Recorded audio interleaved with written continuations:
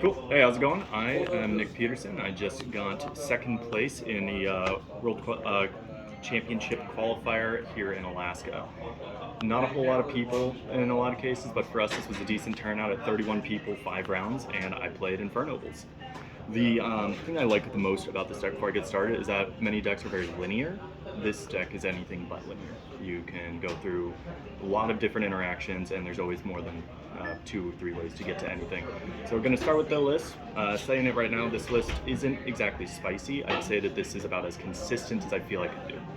So to start off, I have 3 Neospace Connectors, and it's just the best normal summon. It gets you to your hand rip. It's how you play around Droll, easiest thing to do. And even if you do get hit by Droll, I found in a lot of cases, if you have the extenders, you can still work through it. And that's worked out fairly well for me. We have, now there is a little bit of debate on this. I run 2 Ogier instead of 1. I found in game 1, sometimes it's nice to just have a little bit of extra gas, a little bit more consistency, but it also allowed for a little bit of a siding option without losing consistency by switching that out. I did that a couple times today, and it actually worked out fairly well. Made it easy to side as many as 12 cards. For more of the knights, we move on to triple Renaud. You pretty much have to. It's one of the best. It's easiest extender to get to. Works as a tuner. Does everything you want. Plays through Nid. It's the best card. Pretty much. Then we have the one of knights. I got the Ricardetto, Turpin, Oliver, Amogus, and these cards are just, I think it's really nice to just have the one of. Having all the effects, they're very easy to access. Specifically, I wanted to give a shout out to Amogus. This was, at first, we were a little unsure about it, but then after playing it, it is arguably the best grind card in the deck. You put all your equip spells back, you put your monsters back, you're able to plus, a lot of interactions going on with that. Ricardetto and Turpin and Oliver always allow for just a lot of easy ways to play through things. Speaking of easy extenders, we run the Fireflint Lady. I only run a single Super Quant Red Layer. I found that I wanted to try and tone the deck down as much as I could, make it as tight and consistent as possible. And the single Red Layer worked most of the time. There was never a single time where I looked at my opening hand or top decked for turn thinking, dang, I sure wish this was Red Layer right now. And so I thought that it works as discard fodder, works for everything else. So pretty cuttable. Say that again? So pretty cuttable. Exactly. Keep it at 1. You always want the 1. It is a great card, don't underestimate it. I agree. Enter Immortal Phoenix Gearfried. I ran 1. Again, this is just one of those consistency options. I definitely see people play 2, play as many as 3 even, and I could definitely see that being worthwhile, but I never struggled to reach the card, I never struggled to summon the card, and I never struggled to bring it back even if it left the field. It's very easy to move around and recur. So that's the monster lineup. Everything worked out. Only 1 hand in the entire tournament did I feel kind of bad and not have starters, and it's because I sided in 12 and I opened exactly double evenly matched Lightning Storm, Dark Ruler, and Renaud. And yeah, that was against me. I got the Renaud ripped out, and then I was able to float for about a turn or 2 and just didn't see anything. So onto the spells. Rhoda for Rhoda reasons. It searches out your Neospace Connector. You should use Rhoda to get to Neospace Connector every time. If you already have it, then use it to grab something like Ogier or just an extender that works for you. We run the triple Chalice. The Chalice is the best searcher in the deck. It gets you your museum, it gets you any of your noble arms, it gets you any of your noble knights. 90% of the time I use this to grab museum, unless I happen to open like 2 museum in hand. And that's a pretty good distinction because a lot of people don't realize it can grab museum as well. The card's very good. And then my small humble brag is I managed to snag 2 Euro prints, and I like them very much. I think the German for a language in this deck is a little bit fun, a little shiny. Euro. Please excuse the fact that not everything is the same rarity. It hurts me just as much as it does you. A little hodgepodge. All right, triple Noble Arms Museum. If you're not doing 3, you're doing it wrong. Best card in the deck, arguably. Correct. Soft once per turn, pay 12, search any Noble Arms. After you've done that, you can special summon any of your equipped guys.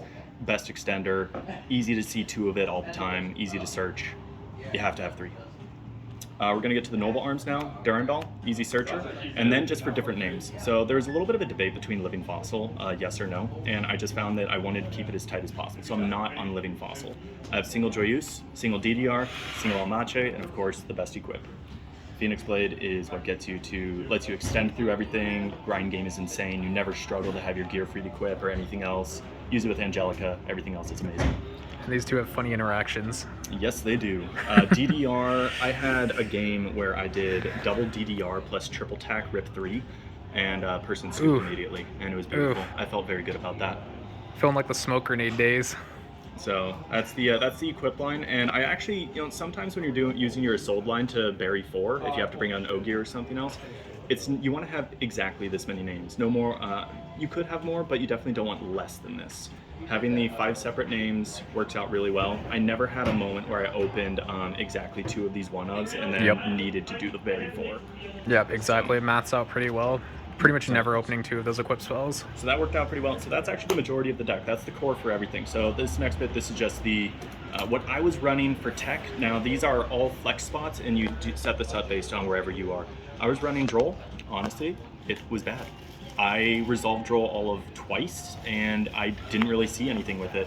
I was running Book of Eclipse out of fear for a couple decks that maybe I wanted to try and book everything so I could try and go off on some plays. But again, Book of Eclipse, I never went up against Kashtira. I never went up against a full Mannadium board when I saw that, and it just never really did anything for me. We have a lot of branded people locally, so you have to have Ash for branded reasons. If I wasn't scared of running up against branded, I would probably switch that out for maybe a Veiler or something else.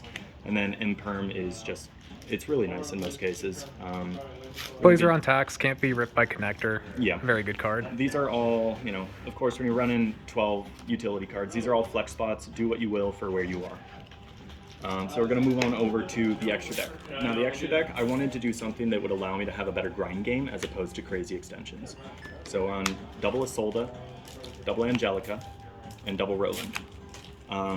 All of these are, a lot of people say you only need the single Roland, and that is very true. There are, however, awkward game states and different hands where you want to have the second Roland just for easy access, so you'd be able to extend and push into, if you're turn 4, turn 5 or something, and both of you are back and forth trying to just fight for resources, that's where the second Roland, the Magus, draw 1, that stuff really, really comes through here. The biggest deal with Angelica is that 99% of the time you're going to get your museum at least, because if someone attempts to target it with Imperm or Veiler on that museum search, you could just chain your Angelica anyway. If there was one tech card that I think I'd swap out, probably the Book of Eclipse for Book of Moon, because if you move to your second effect with Angelica, because it got targeted by something, and then they try to Imperm or Veiler after you've initiated it, you could just Book of Moon your own Angelica and still resolve the effects. And that wasn't something I was able to do, but it was definitely something that came up today where I was on the sad end of an Imperm, and I wish I could have done that. Next thing, single Charles. You don't really need any anymore. You just keep recurring them. Charles the Great is by far my favorite card in the deck. It's pops a card, recurs things. It's really easy to bring out. It makes people really, really upset most of the time, and I'm all for it. And that's your favorite part. And that's my favorite part. Of course, retrain of a boss monster too. It's definitely the way to do it. Just make it a link one. Yeah, no, I loved it.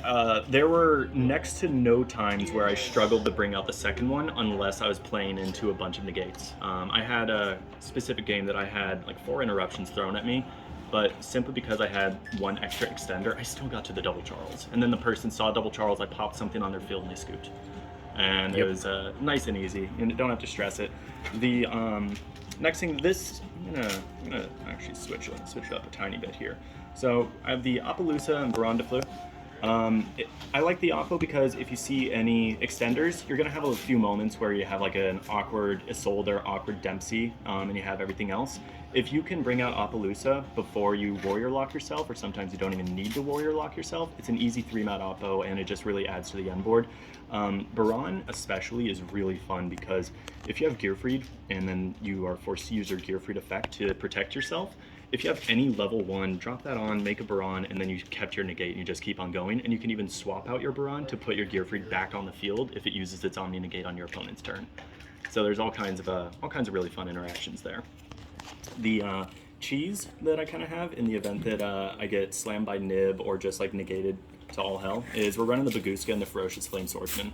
I had one game today where I was going through my combo and I didn't have a way to protect from Nib, and sure enough I got hit by Nib. I used triple tack, took the Nib, and I made Ferocious Flame Swordsman off of the token and the Nibiru, and I was able to just keep on playing from there because I had a Fire Warrior on board, and I was able to extend through it all. Baguska is amazing if you get hit by because it doesn't affect your Charles the Great. There are actually a couple game states where you just make double Charles, Baguska, pass, and yeah, like versus branded, that's an FTK. Yeah, they're just done, and so it's really fun. I like it a lot. Dempsey, new card from the most recent set. If you are thinking Artorigus is still worthwhile, please don't. Thank you. That was just run Dempsey. It is really useful. It's easy to rotate things through. It's easy to summon. It's an easy extender. And in the event that you are in a moment where you need to, we also have the Zeus, so you could just run Dempsey into someone. It's very easy to use Dempsey to run over cards like Fenrir even, and it doesn't really stop anything. So you can run over Fenrir, run over anything, make Zeus, clear their board, combo off after the fact. And it's really great. I didn't have the Zeus play come up, but I have had it come up, and it was wonderful. All right, sideboard. Sideboard is simple. The spice. It wasn't anything special really. I wanted a little bit of back row hate. I knew there might be Rescue Ace. I knew there might be back row decks. I wanted to be able to get around that. Running the 1-2 punch combo, evenly plus Dark Ruler. If you ever open that and you're staring down a board, just drop both of them and you're fine. There are very, very few decks where it matters. I never went up against a 5-mat Noir where Dark Ruler would have been scary, and so it worked out just fine for me. I had one game where it came up really well. We have the triple tax. I put triple tax inside. Some people say put it in the main deck. I don't like that. I've had a lot of cases where I tried to use triple tack and it just didn't work for me. Or it was dead in hand, or I just didn't have a reason to need it, or it just got negated. So I would have preferred to, I put it in the sideboard and then moved it in for specific matchups, and I was able to resolve it, like I said, against that Nibiru play, and that was great. Now, the last thing, which some people might say, oh, well, that's controversial or whatever. I love Solemn Judgment. I ran the 3 of because one of the few things that can just OTK this deck is a Dark Ruler no more.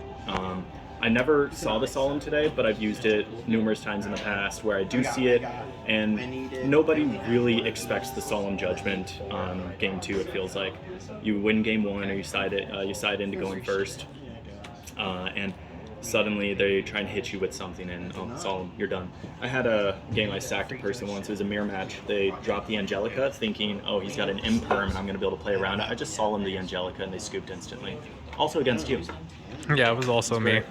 So not only that, but luck was good to me today. I pulled a Alti-branded Fusion, I pulled a Crimson Dragon, pulled a Noble Arms Museum. And he won the die roll against the mirror, the cameraman.